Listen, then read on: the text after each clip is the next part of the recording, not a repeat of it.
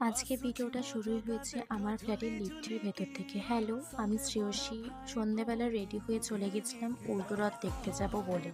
আমার ফ্ল্যাটের সামনে দিয়ে জগন্নাথ দেব যায়, তো ওখানেও একটা ক্লিপস নিয়ে নিয়েছি। তারপরে আমি, বৌদি, দিদি তিনজনে মিলে সন্ধ্যা আরতি দেখতে চলে গেছিলাম পঞ্চুর চকে।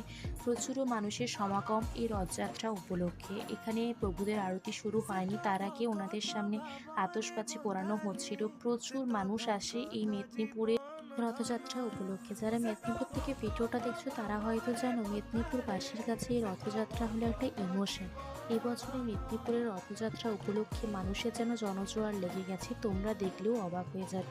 আমি জগন্নাথ দেবের সামনে দাঁড়িয়ে তার একটা আরতির ক্লিপস নিয়েছিলাম।